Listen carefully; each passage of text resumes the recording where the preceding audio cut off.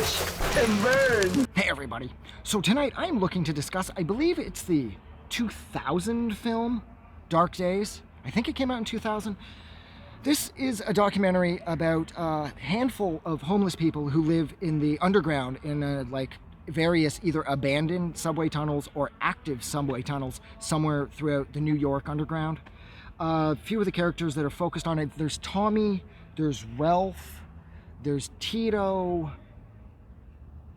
Tommy, there's Ralph, there's Tito. Fuck, I can't remember everyone else's name.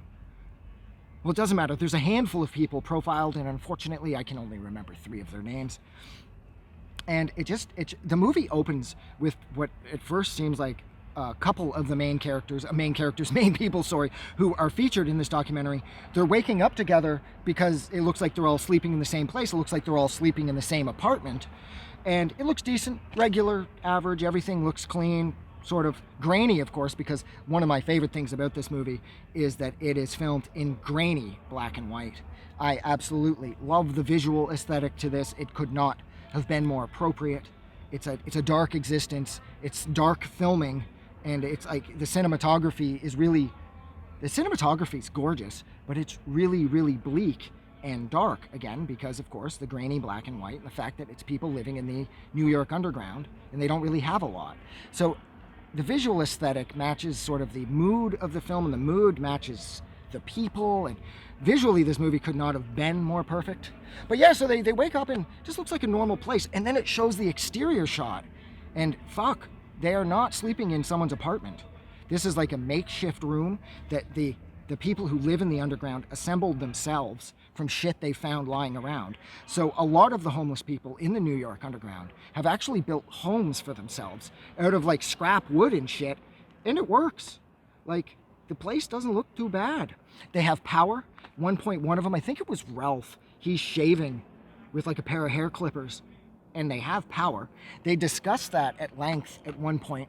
They show like, you know, where they got the power hook up and like how they live, and you can, like, everything's very normal. It's just more of a transitory type existence. Like, you know, like they do everything everybody else does. It's just these people, they have makeshift homes.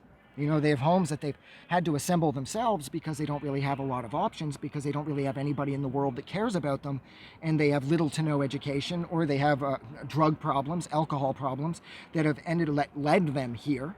And I don't know, there's like a real sense of community down there.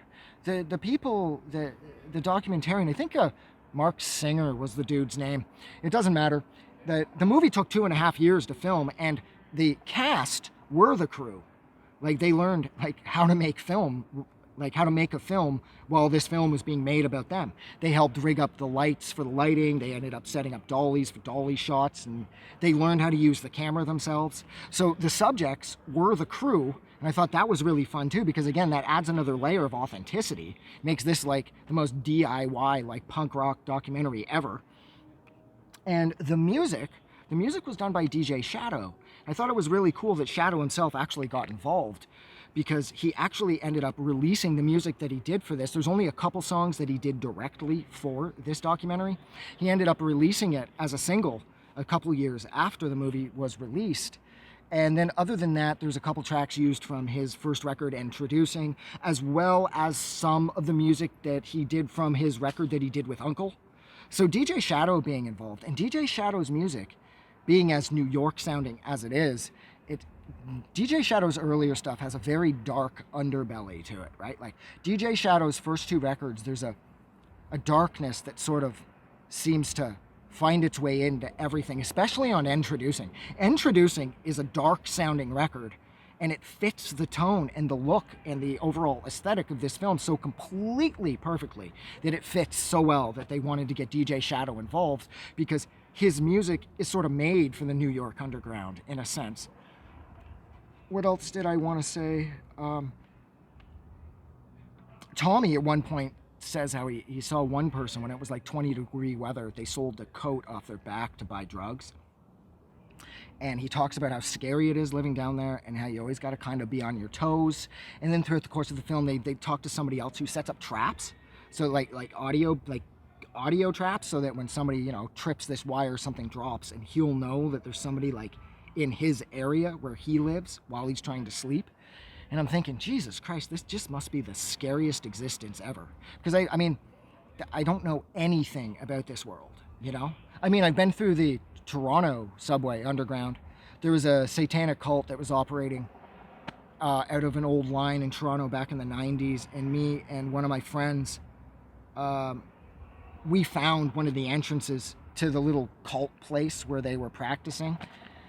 So I've been down into like under like where the subways run, and now I'm not in New York, of course, but I have seen Toronto's fairly well because a couple of my friends back when I was at George Brown when I was younger, they were really into graffiti. This chick Trish, and I used to run with her and her crew a bunch, and I used to go with them and keep watch for like transit cops while they'd be like throwing up a piece somewhere, and that was fun too. And so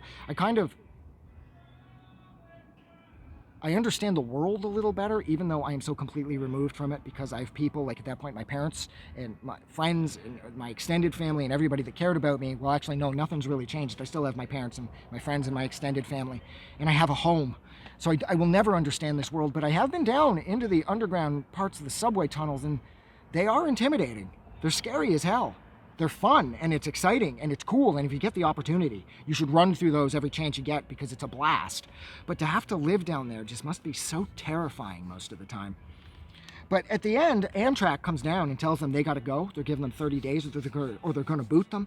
And then the filmmakers, they talk to the head Amtrak dude, and he says, well, they have to, unfortunately, because of the respiratory illnesses. A couple people froze to death last year. You have to deal with rats and the disease, and then you have to deal with crime. There's no way for the police to sort of check that area, and there's just too many opportunities for things to go completely wrong down there. And of course, obviously, in addition to being hit by a train.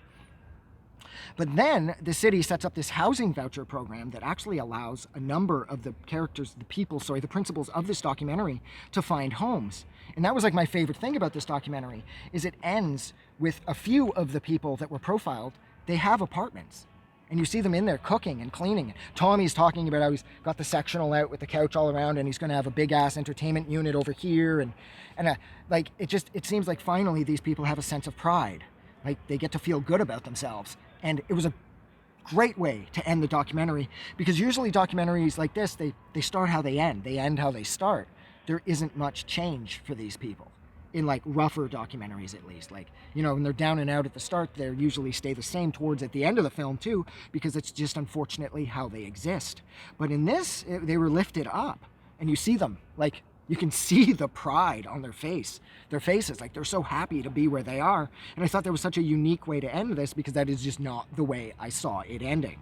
I expected it to be a little more average. Like I said, how it started is usually how it ends. And I think actually that was everything I wanted to say. So yeah, I am going to leave it there. So like always, thank you so much for hanging out with me for a little over 8 minutes while I discussed, I believe, the 2000 documentary Dark Days. Like always, if you like this review or you like this movie, don't forget to go and do something nice for somebody. It's simple. Hold the door, give $1 to charity the next time you're at Walmart.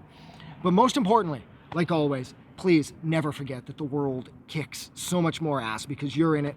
And no matter whatever it is you're going through, things are going to change. Things will get better. You will meet some fun people, and you will feel wicked again. I'm getting out of here. Have a good night.